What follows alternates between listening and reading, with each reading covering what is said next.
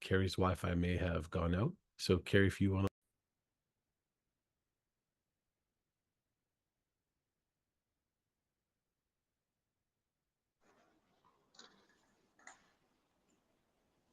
Aubrey, can you hear me?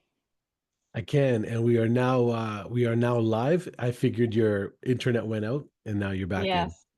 Just want to let you know if I lose connection, go on and I'll be back. Sounds great. Thanks so much, Carrie. Okay. And am I correct that all of the participants are able to get into the chat? Sammy, if you can let me know.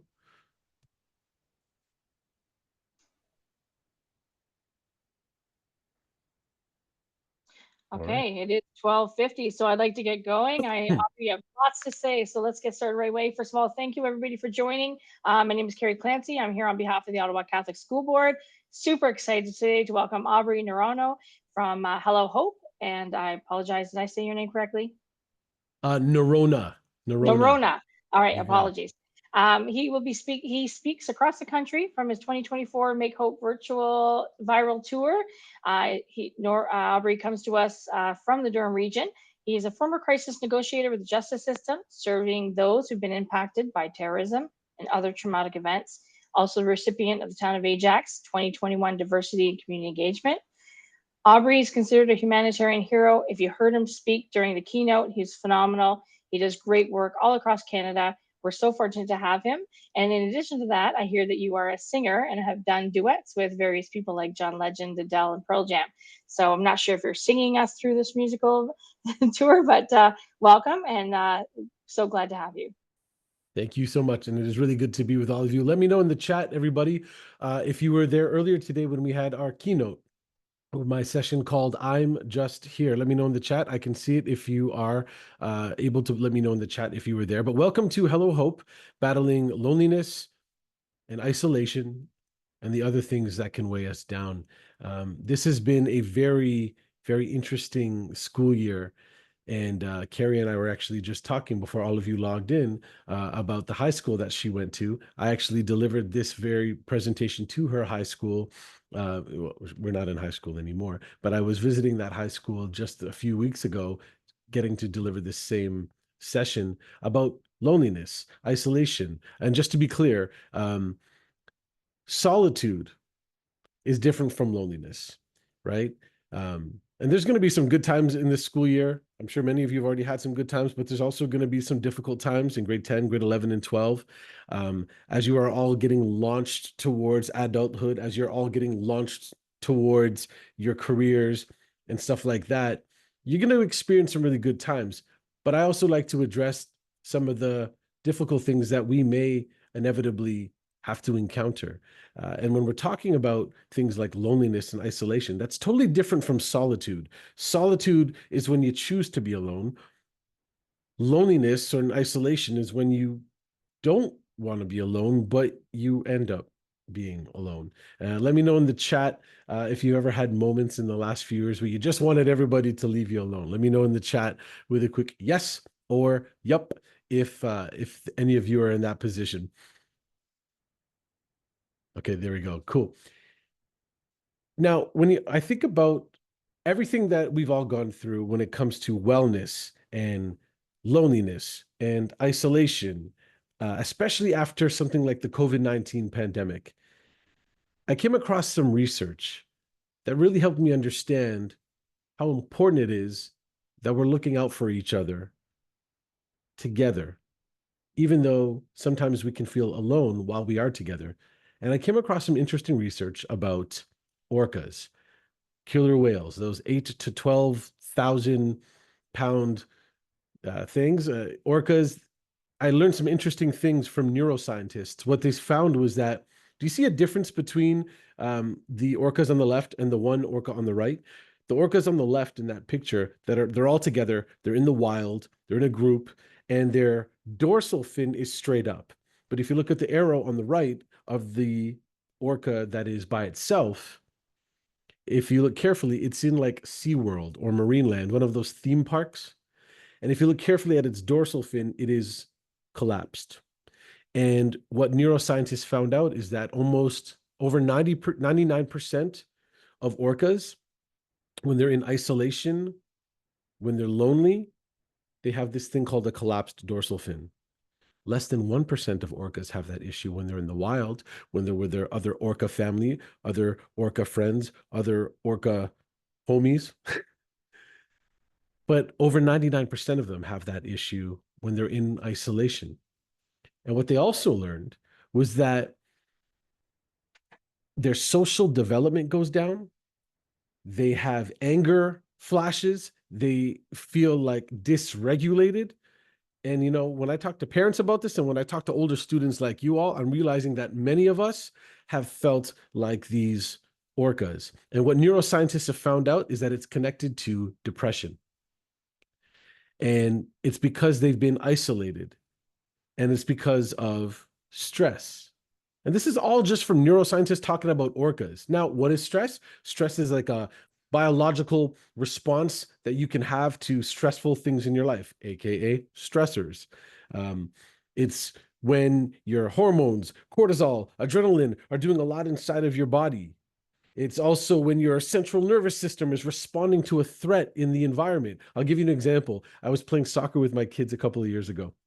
And as we were playing soccer, the sky turned like almost black, and these storm clouds started to approach. Watch this video. It's only like 30 seconds long of how my kids' central nervous system responded to a perceived threat. All right, here it is.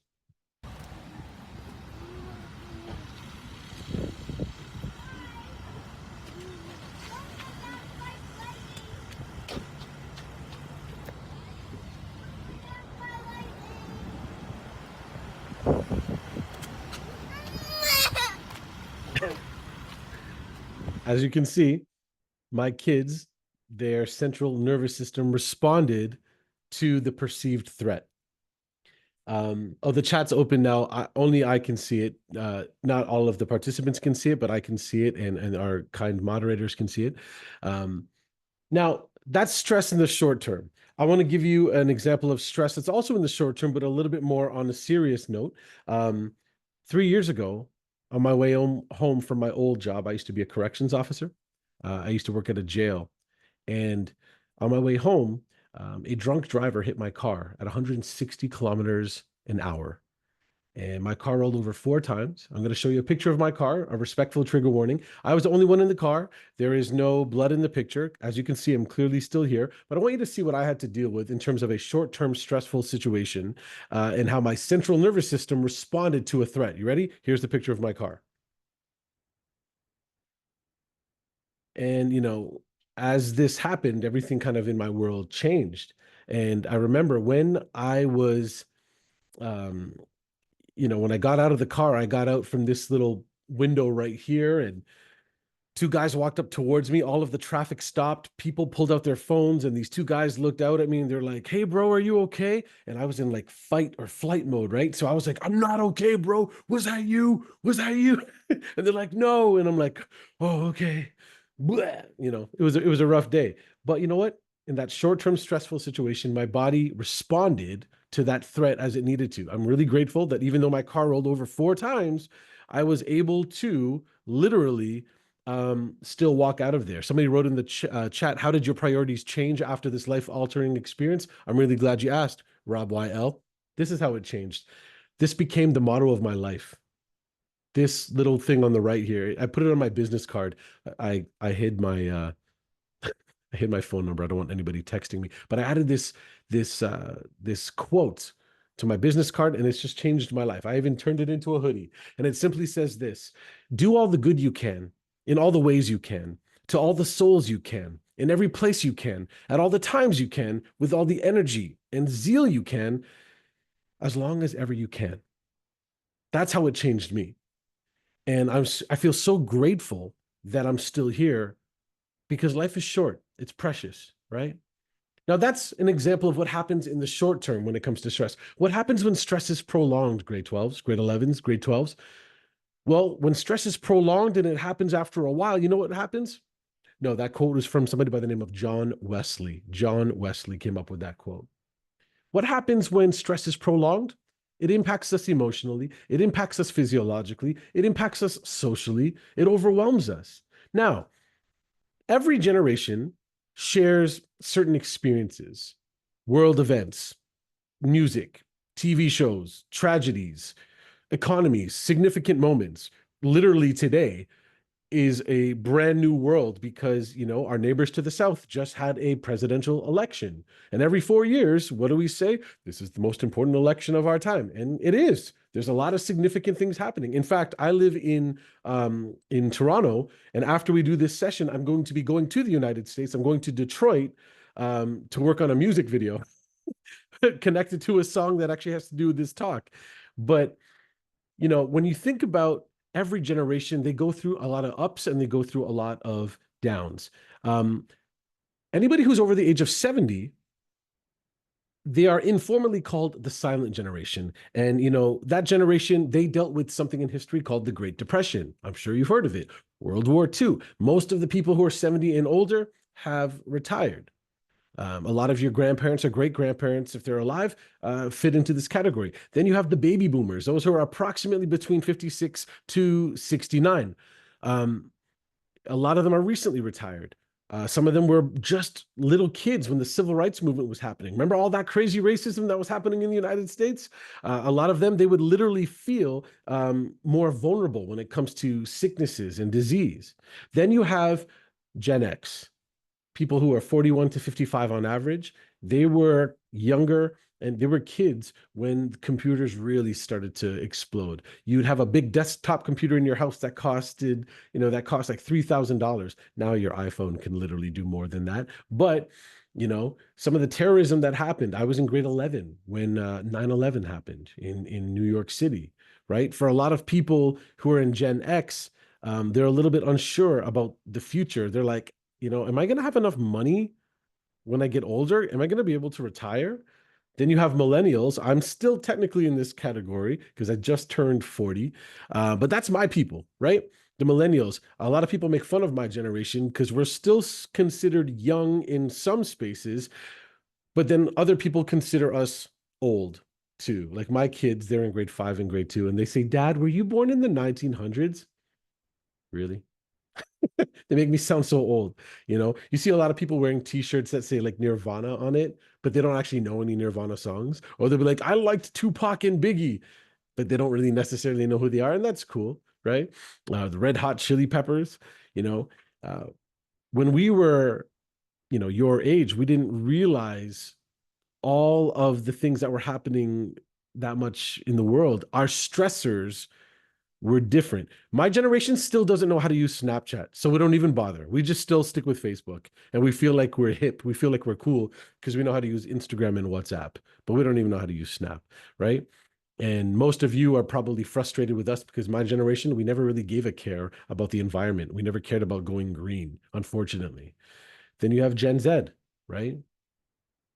That's the only generation. Y'all are in that generation, right? You're the only generation right now who knows your whole life, social media has been a part of your life. We still don't really know how to stream. Maybe only a couple of grade 12s know what life was like before the first iPhone came out. The economy has had a lot of twists and turns. Your generation, like I said, is annoyed with my generation because you are a lot more conscious about important issues, the environment, social justice, fighting racism, marginalization. A lot of people your age are like, is there even a chance that I'm going to be able to have a house or a condo or a property? But a lot of people your age, and if you saw the keynote earlier, what I've been learning, working with a lot of teenagers, people, in Gen Z, is you're kind of like, what am I doing with my life? What exactly is going on here? You're in grade 10, grade 11, and 12, which means that you were in grade 9, grade 8, and grade 7 when COVID happened. And, I remember reading this one quote from a student in the middle of COVID who said, during COVID, I wasn't sure if I was learning the content, especially when we were all online, if I was learning all of it or if I was retaining all of it because of the constant shift from online to in person. My biggest concern was honestly that I would be behind. In sociology, in psychology, they talk about how, you all hear about mental wellness these days. Well, mental wellness is on this thing called a continuum. And In psychology, they talk about how all of us are somewhere on this line where we're flourishing like a healthy flower, like a healthy plant. And people who are flourishing, they have a sense of meaning. They have a sense of mastery, like they know how to do a couple of things and they feel like they matter. And then you have people who are feeling depression. And by the way, you can feel depression even if you haven't been diagnosed about depression, with depression, right? It's that feeling of being low, like maybe you don't matter to some people. And one thing I'm realizing is that there's a lot of mental pain that your generation is dealing with in a way that nobody else has dealt with. And I'm not saying that to be mean. I'm saying that because we actually really care, which is why I'm so glad that in a conference like this launch conference, which is really all about career and the future, I'm so glad that, the people who helped organize this, they really gave a care about your wellness in your head and in your heart. C.S. Lewis, maybe you've heard about him. He wrote that book, The Lion, the Witch, and the Wardrobe. Well, he also wrote a lot of nonfiction. And you know what he said? He said mental pain is less dramatic than physical pain, but it's a lot more common and it's harder to tolerate. It's easier to say my tooth is aching than to say my heart is broken. And I think all of us here know somebody who has been literally going through so much. If your hand was broken, if your foot was broken, you'd probably go get help. You'd probably go to the walk-in clinic. Maybe you'd go to the Emerge. But a lot of you, and even us who are a little bit older, we don't like to tell people when we're dealing with mental pain. Maybe we feel ashamed. Maybe we feel like there's a stigma. So we don't want to admit it when we're dealing with it. But I'm asking you all to start getting comfortable talking to us. Talk to these caring adults that are around because we really do care. Mother Teresa, she said the greatest disease is being unwanted, unloved, uncared for. We can cure physical diseases, but the only cure for loneliness and despair and hopelessness is love. There's many who are dying for a piece of bread in the world, but there are many more who are dying for a little bit of love. And I saw that a lot, grade 12s, grade 11s, grade 10s, when I used to work as an officer in the jail system. If any of you heard me earlier this morning when I was doing the keynote, I talked about how I used to be a corrections officer. And for any of you who are here from Peel region, I actually used to work at a jail not too far from your schools. I wasn't your typical officer. All right. I really was different from a lot of the other officers I worked with. They told me I was people who were seasoned officers when I was a rookie. And then by the time I became more of a veteran, they're like, people don't do what you do. I was very, very focused on helping the guys that were in my jail. And most of the guys in my jail were in grade 10, grade 11, and grade 12. People used to call it juvie. That's not the right term anymore. I worked with students who were involved in the youth criminal justice system. And, I wasn't there to be a tough guy with those guys in the jail. I was there to show them kindness and show them compassion because I would see a lot of them out in the community when they got out of jail, right? And there would be times when I would do my checks, like on TV when you see the guard checking inside each of an individual cell with a flashlight. When I would do my checks in the cells, I'd look at these guys in their jail cell walking around, and you know what they reminded me of? They reminded me of those orcas swimming in captivity. I knew their mental health wasn't okay. So you know what I did sometimes? Sometimes I opened up their cell door at night and I stood outside and I just talked with them. And it meant so much to them. They just got a little bit of fresh air. Well, there's no real fresh air in jail, but I tried to show them that little bit of kindness. And sometimes they would share some deep things with me. Sometimes we talk about normal surface things, but sometimes they would share deep, deep injuries that were in their soul with me. Some of these guys actually used to cry in front of me. They would cry in my arms. Like I said, I was not your typical officer. Some of my officer buddies were like, why are you letting this guy cry? I'm like, because he's human, man. And we're all going through stuff. I was safe. Nobody took my jail keys or anything like that or took my handcuffs. But I wanted to show humanity to these young guys because they are human too. And some of the tears that these guys cried, man, they were ugly. And I think the reason why they were ugly was because I think the pain in their heart was ugly. Now, speaking of ugly, I want to share with you really quickly, because I'm giving you a 45-minute version of a talk that sometimes takes me 60 to 70 minutes. So I'm going to go a little bit faster. I want to share with you some ugly numbers when it comes to this idea of loneliness, stress, isolation. For us here in Canada, 1 in 5 Canadians in 2018 said that they were lonely. 1 in 5. 6 out of 10 said they wish that their people would spend more time with them. and only 14% said my social life is very good. So I call this the pandemic before the pandemic. And remember, solitude is different from loneliness. Solitude is when you choose to be alone. Let me know in the chat one more time if any of you have wanted to be left alone over the last few years. Just give me some space, man. Leave me alone. Yup. Sometimes, yup, me. Yeah, for sure. Yup. Okay, cool. Many of us. Here's the thing. You can totally stop. Here's the thing. Solitude is when you choose to be alone. Loneliness is when you're alone and you didn't choose to be. Or as one person put it, loneliness is it's when you're alone against your will.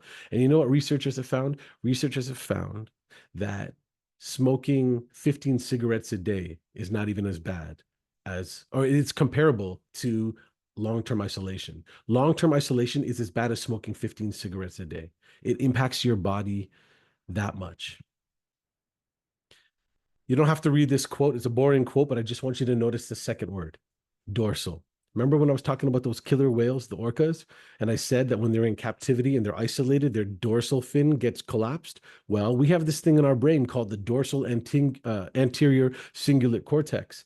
And you know what this part of our brain does? It lights up like an alarm system whenever we experience physical pain. But the same part of our body also lights up like an alarm system whenever we experience social pain. So do you remember this? Grade 12s, grade 11s, grade 10s? Remember when you were in grade 1 or grade 2 and you wanted to join that group at recess and that one little punk kid was like, no, you can't join us. Go away, loser, or whatever. Or remember as you got older, maybe you had somebody you had a crush on or you wanted to have a special relationship with and that person like broke your heart in grade 7 or grade 8, or in my case, grade 9, grade 10, grade 11, and grade 12, right? What's crazy about our bodies and our brain specifically is that part of our brain feels injury socially the same way it does when we experience physical pain. So what I guess I'm saying to you is that the neural signs of social pain look a lot like the signs created by physical pain. Now, I know we also have a lot of amazing educators who are watching this today. And you know what? It doesn't stop in high school. As you all launch and you go to your different workshops today and you start exploring post-secondary or the trades or, government work or non-for-profit, or you go, as this one person said, it continues on, it grows. Thank you for these comments. They're really helpful. Do you know how many teachers I know that tell me that they feel so alone, they feel rejected at schools all over the country? Because when they go to the staff room, some of the colleagues just hang out in one part and they don't welcome anybody else to join the people that they're having lunch with. People who work at a bank, people who work for transportation, right? I used to work in a jail. Jail can be a very lonely place, even for an officer. And then you know what I realized? It's not about quantity. It's about quality. If any of you have Instagram or Snapchat or any of these social media things, you probably have more followers than me. You probably have more friends than me. But to me, as I got older, I realized it's not about quantity. And it's really about quality. And it's not even about who's online, because nobody who's online knows when my birthday is. Nobody knows what my kids' names are. Nobody knows if I'm going through something really terrible online, because what do I use social media for? Just to show the highlights, to show good stuff, to inspire people, right? But as long as I got 2 or 3 homies, 2 or 3 friends who are there for me, man, that can make the world of a difference. People with strong social ties are half as likely to die prematurely as opposed to people whose relationships are weaker. Again, I'm not saying you have to have a lot of friends. I'm just saying have 1 or 2 or 3 solid friends who build you up and who build you up. Researchers say that people with good social lives can actually recover faster from illness. That almost sounds like magic. Those who are solitary, MRIs show greater tissue repair. Or rather, those who are not solitary, those who have connection to a squad of support can literally show greater tissue repair in their body. Researchers have found, you ready for this? That the lonelier that patients are who are sick, the greater their body's resistance to the flow of blood being pushed through their circulatory system. Lonelier people, their hearts actually have to work harder than non-lonelier people, and their blood vessels are often damaged. Yikes. Research actually shows that if you just played cards with somebody once a week or went for a walk with some friends once a week, it can literally add years onto your life. You know that cell phone ban that happened this year that a few students were like, oh, this sucks. You know what? I'm hearing from so many friends of mine who are teachers, who are EAs, who are principals. They're like, our kids are talking to each other a little bit more now. Some kids are like playing board games in the caf. They're literally, somebody just put in the chat, it's great, honestly. Yeah. And it's honestly, this whole cell phone thing, it ain't even your fault. It's our fault as the adults. We should have got rid of them a long time ago. And what I mean by get rid of them is they're good for emergencies. They're good if you need to call somebody, but they can't replace a human friend. I don't care how great that AI bot is. Before COVID-19, I was angry that people never talked to each other. I was angry that people would rather text than talk. 20 years ago, if somebody sent you a text message, you would call them back and be like, yo, why are you texting me when you could have called me? Fast forward to the year 2024, any of you who have a phone, if anybody dares call you on the phone, most of us are like, why are you calling me when you could have just texted me? That got me angry that people would rather text than talk. Or as one person said it, when our phones had leashes, we were free. But now our phones are free from the leashes and we have the leashes. You know, it got me angry that people were never looking at one another. And then I thought, what will the future look like if we never see one another? If you never look me in my eye, you know, in the jail, I used to say to the guys, yo, before you got locked up and you had to spend every hour with me, did you ever look your family in the eye? Did you ever look your girlfriend in the eye? Did you ever look your significant other in the eye? Did you ever look your dad in the eye? And all the guys would be like, nah, man, I didn't. I was busy. I was on my phone. I was on Snap. I was seeing what's the mission, what's the motive, what's going on. and then I thought, if I never look at you, I'm never going to see what you're going through or what you're struggling to go through or what you maybe can't go through. If you never look at me, you're never going to see what I'm going through or what I'm struggling to go through or what I can't go through. What could happen, though, if we start to see one another more? Sympathy would go up. Empathy would go up. Sympathy is when you feel for somebody. Empathy is when you feel with somebody, right? You think about when we were all having to go online because of the COVID-19 pandemic. Look at some of these pictures. They might trigger a memory for you. Remember when everybody was wearing gloves? Remember that? Remember this? Visiting members of your family who might have been vulnerable to certain sicknesses, so you didn't feel comfortable actually going to their home to wish them happy birthday. Some of you who are in grade 10, that means you would have been in like grade 8, grade 7 when this kind of stuff was happening, the cohorts. Praying looked very different during the pandemic. If you rock with Santa Claus, seeing Santa Claus was very different back then. 4 years ago, March 2020, 1/3 of the whole world was under some type of lockdown. That's more than 2.5 billion people. That's more than the amount of people that were alive during World War II. Let me know in the chat with a quick yes or yup if any of these things were canceled for you in the last 5 years. Wow, a lot of yeses, a bunch of absolutelys. Okay, so y'all know what I'm talking about, right? The Center for Addiction and Mental Health, we got 18 minutes left, so I'm going to keep moving fast here. The Center for Addiction and Mental Health, they did a survey of youth between 14 and 27, and they saw an increase in mental unwellness, anxiety. We did so many virtual presentations like this, but here's the thing. On a video call, our 3D faces are squished into 2D. Do you know how much better this conference would have been if I got to see you all in person? I'm grateful for Zoom. I'm grateful for this fancy camera I have. I'm grateful for my microphone. But you miss out. You miss out on some stuff. Did you want to get my attention, Carrie, or were you just kind of affirming what I was saying? Give me a thumbs up if you're just affirming. Okay. You know, some of you might remember this, Zoom fatigue. It was cool to go online for school for like 8 minutes. And then guess what? It got really exhausting. And we, as the parents, were like demanding that you go away. Like my friend here's put in the chat, it strips the human presence away, which takes some of the impact and soul out of it. You pretty much quoted this right here. To quote this quote right here, it takes some of the richness, the social vitamins out of it, right? From the year 2000 to the year 2020, according to the US Surgeon General, people were spending from 1 hour a day with friends down to just 20 minutes a day. And then COVID happened. And then guess what happened? That interaction we got with our friends got worse. 74% decrease. A research report came out in Ontario said that only 11% of students your age always talk to their parents and guardians about what's going on. 49% sometimes, and 40% never, right? Never. A lot of people got very uncomfortable in terms of some of the political things that were happening in the world. The pandemic was really bad for younger adults. It was really bad for unpaid adult caregivers, often mothers, essential workers, racial, ethnic minorities.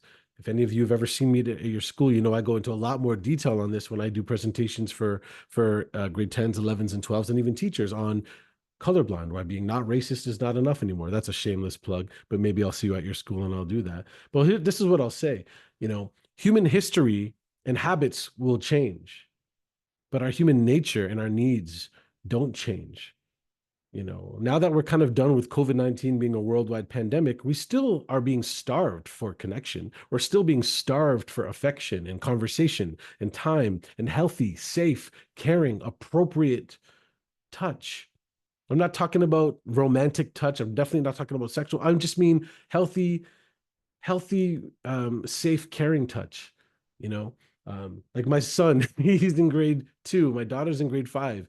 And research says that parents, you need to love your kids and just touch them on the ear, man, touch their nose. So I always just go like this to my son's head. I go, Michael Jordan, and he laughs, you know, but he just needs that loving, healthy touch. I squeeze my son, you know, me and my daughter, we play fight because they need that. Well, amongst friends, we need something as simple as a high five or a dap up. Like, it's so true. There's literally research that says, oh, I love that. Like a hug from grandma. It's so good. Yeah, platonic touch, human interaction. We need that. Babies would die if they didn't have that safe, healthy touch from caregivers. So it's interesting. 6 years ago, my mom, she passed away at St. Michael's Hospital in Toronto. That hospital has a special place in my heart because even though I saw my mom take her final breaths there, St. Michael's Hospital introduced this beautiful program for babies taking their first breaths. Babies who are in the neonatal ICU, intensive care unit, in the NICU for short. They introduced this program for babies who were so delicate and so sensitive. And for whatever reason, their parents couldn't be there with them. So you know what they did, this hospital, for these babies? They hired something called volunteer cuddlers. Literally is exactly what it sounds like. Loving, caring, safe adults who would come for 4-hour shifts. And you know what they did? All they did was rock these babies, man. They would just literally cuddle these little babies. And guess what they found happened to these babies who were sick? Yeah, I always have somebody say, I want that job. Yeah, it's a beautiful thing. Guess what happened when they started to do that? The babies who received the cuddling from volunteers recovered faster and spent 20% fewer days in the NICU than those who didn't. And again, I'm just talking about safe caring from parents and guardians. When it comes to platonic, just friendships, man, you know, like my best friend, Andrew, right before we all logged in here, me and him went for a walk because both of us, you know, the way our schedules work, the kids were in school. So we had an hour to hang out.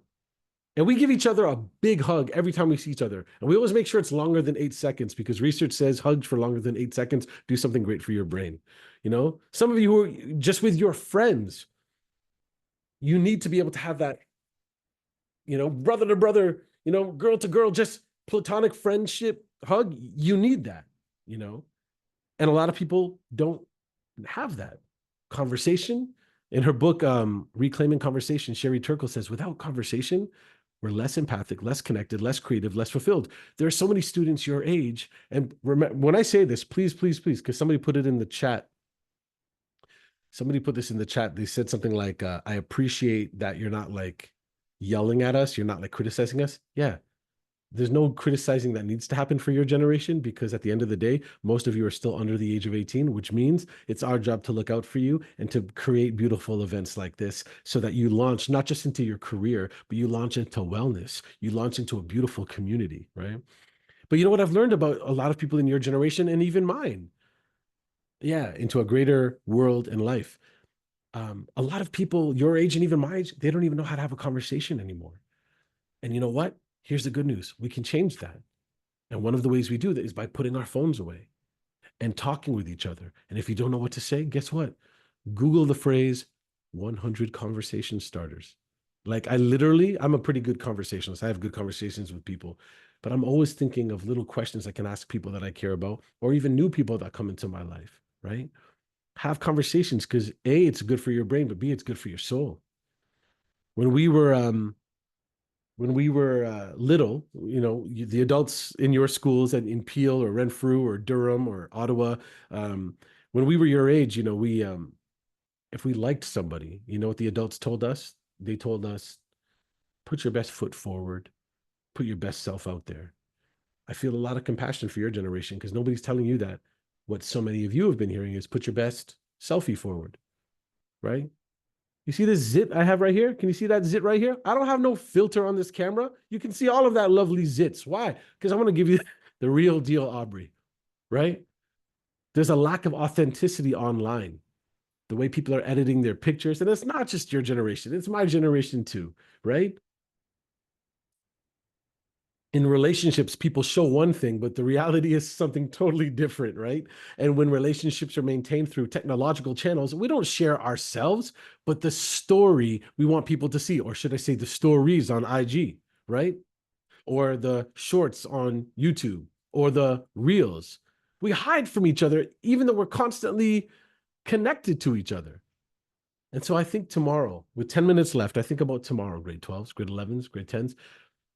What can tomorrow look like? What can tomorrow look like? How can we stay connected to one another and fight against loneliness and isolation and the other things that can weigh us down? Before I answer that with the 9.5 minutes I have, I want to ask you all to just throw a bunch of answers into this chat for this question right here.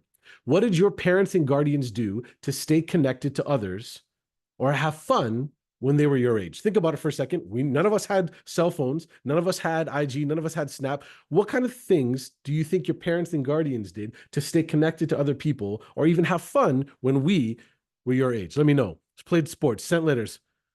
Did I say go to prison? Oh, no, I said go out together in person. Organized hangouts, invented games. Oh, that is so good. Played in the neighborhood, listen to music, read, landlines. Some of you don't even know what landlines is. Thank you for sharing these. Go to the park, bike, go dancing, literally kick a can. Beautiful. Play with friends, call on their home phone, go to family cottage, bake food. Oh, that's so good. Baking stuff. Oh my gosh. This is so, okay. I can't read all of these. There's like 45 new messages that just came in. Here's the good news, y'all. And by the way, my organization is called Hello Hope.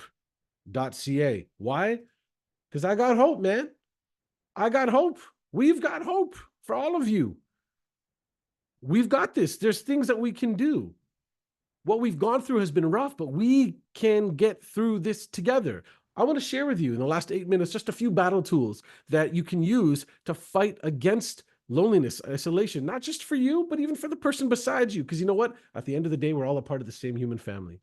When I talk to little kids about fighting racism, you know what I say to them? I say, if you're a human and if I'm a human, we're a part of the same human race. Can you say human race? Human race.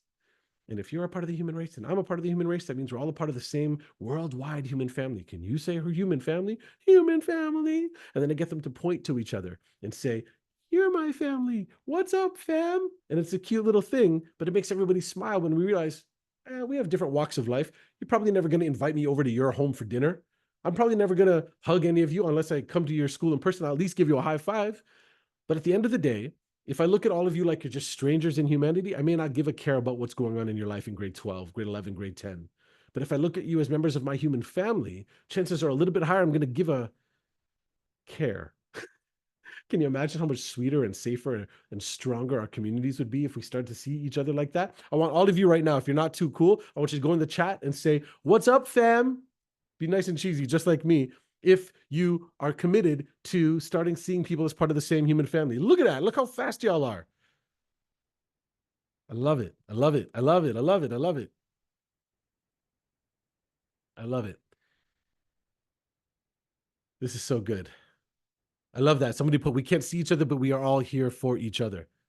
I'm telling you, I may come to some of your schools in Peel. I may come to some of your schools in Durham. I may come to some of your schools in Renfrew or in Ottawa, OCSB or OCDSB. But even if I'm not there, y'all are there. And you're the ones who are going to make things better and better and better. All I'm doing is trying to plant a little seed of hope in you that we can do this one person at a time. So anyways, I got 6.5 minutes. I'm just going to share with you a few things that we can do. And they're not deep. You know why? Because it's never been that deep. You've got this. I've got this. All right. So here we go. If we want to fight against some of this stuff, here it is. Yeah, tell your principal to bring me to your school. The person who just wrote that. Anyway, here's number one, okay? Be honest. If you're going through it, be honest about it so that the rest of us can help you get through it. Be honest about it, right? There are some really good resources. Talk to your guidance counselors. Talk to your school social workers. Talk to your educators about the people that you can be honest with. Talk to them directly. Find one or two caring adults at your school that you're like, I know I can tell them this is difficult. Talk to them about it. That's number one. I'm just going to do rapid fire, okay? Number two, you want to battle loneliness, isolation, and the other things that can weigh us down? This is going to sound so random, but here it is. Sleep. Your generation has been like, oh, it's like struggling to get good sleep for y'all. Sean Stevenson in his book Sleep Smarter said, research shows that after just 24 hours of sleep deprivation, there is an overall reduction of 6% in glucose reaching the brain. Simple translation, you get dumber. Okay? Go to sleep, man. Get some more sleep. Put that phone, if you have a phone, in another room and watch if it changes you. Of course, you'll be tempted to put it on and go back online. Just try it. Sleep deprivation will actually kill you faster than food deprivation. Did you know that? Try that out. Here's a couple of cool tips. Take a screenshot of this really quickly if you want. These are great things you can do to get more sleep. Somebody said, I want sleep, but sleep doesn't want me. These are funny, funny things. Try these things out, okay? There's something called regular hygiene to keep your body clean. You want to keep your sleep clean? Try these things right here, okay? 4.5 minutes, okay. Practice gratitude. Everybody's going through something bad in life. But you know what? You know who's going through the worst out of all 8 billion of us in the world? Not me. So you know what that means? That means I actually still have something I can offer other people. And there's still stuff I can be grateful for. So I encourage everybody to practice gratitude for whatever you do have that is going well in life. And even if you're still struggling, unless you're the worst person, having the worst situation of all 8 billion people, you probably still have something that can be a blessing to somebody else. Live an outward looking life. Be a blessing to somebody else. Volunteer. Help. Tutor somebody who's younger than you. Coach intramurals. Bake somebody some cookies. If you bake good cookies, I'll give you my address. Okay. Show some love to somebody, even when you feel like you don't have it. Even if when you feel like you got 1%, deep down, you probably got 40 more percent. Show some love. And I guarantee you that will help you. Because as I said in the keynote this morning, if you want to live a selfish life, self-focused life, you'll probably feel good. But if you want to feel even better, be generous, serve others, and be selfless. But don't just take my word for it. Would you believe that I've been having the scariest, worst, terrible year of my life in the last year and a half? And here I am talking to all of you. Would you believe that I'm having the worst year of my life right now? No, you wouldn't. You know why? Because in the middle of the pain that I'm going through and some of the things in my life, I get an opportunity to show love and hope to all of my fam at these beautiful schools, these beautiful communities. Another thing that I want to share with you with 3 minutes is be bored. I love this quote from Tim Elmore. He says, most people run from solitude. We're conditioned to put our earplugs in, our AirPods in, and make noise. Turn the radio on and drown out the boredom. While there's nothing wrong with this, it frequently prevents original thinking. Some of the most amazing things that were ever created in the world happened when people allowed themselves to be bored. I'm encouraging all of you, start small. Go for a walk around the block without your phone. Then try going 24 hours without your phone. Try to have no Netflix, no YouTube, no nothing, no Spotify, no nothing. Try it for 1 hour. You're going to go crazy for an hour. You'll feel like it. And then guess what happens? Creativity starts kicking in. Some of you have some amazing things that need to be created. Maybe it's an invention. Maybe it's a TikTok video. Maybe it's a poem. Maybe it's writing. Maybe it's an essay. Maybe it's something to do with coding, something to help with the advancement of AI. But at the end of the day, this is what I want to encourage you all in. What is humanity, really, but a family of families? At the end of the day, we're not here to see through one another, but we're here to see one another through. You've seen it already at your high schools. How many people walk by each other in the hallway like they don't even exist? But it's not just you who are guilty of that. The adults, we're guilty of that too. How many adults go around Nepean or Gloucester or Orleans or Caledon or Mississauga or Brampton or Pickering or Oshawa or Ajax or Toronto? How many adults? Look at the adults in your life. How many of us are going around and what do? We're too busy bringing our kids to dance or bringing our kids to soccer or bringing our kids to this or that. It wouldn't necessarily show that we give a care, but if we saw one another as family, if we took the time to look each other in the eyes. Oh, here's another quick tip. I got a minute and 16 seconds left. Look your friend in the eye for 5 seconds.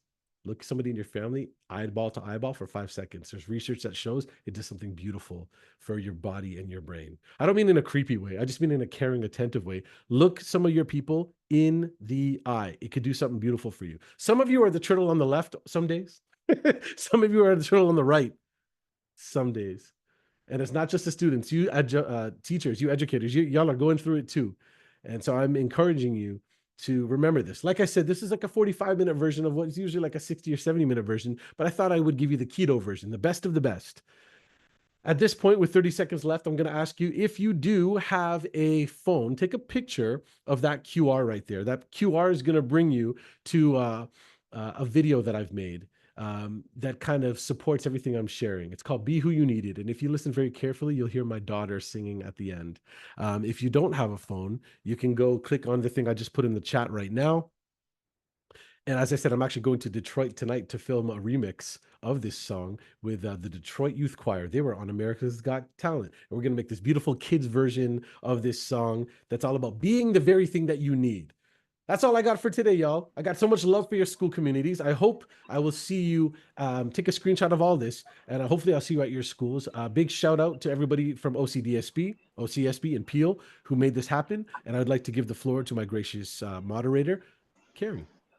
Hi, Aubrey. Thank you so much. You're so incredible. And we loved hearing all your advice around just what it means to be human and taking care of each other and looking out for each other. I think your advice is something we need to hear repeatedly. So really appreciate your time and all your positive messages. You've instilled some hope in us, and hopefully people will continue to go out there and be good and do good. And with that, I'd like to say again, thank you on behalf of all three boards here today, and encourage everybody else to go on to other sessions. Enjoy your day. Enjoy those sessions, everybody. Bye. See you later. Carrie, do you want to hang out, just you and me on the mess for a quick chat afterwards, a quick debrief, or do you got to head out to something else? I have another session in about 7 minutes, so okay. I'll touch base with you if that's okay. Yeah. Actually, you know what I'll do? I'll just send you a private chat. Actually, you know what? We have each other's email. Yeah. Why don't we'll reconnect so you can get prepared for your second one. Sound good? All right. We'll touch base this afternoon. Thank you. Thank you. Thanks for the kind comments, everybody. Peace. Bye.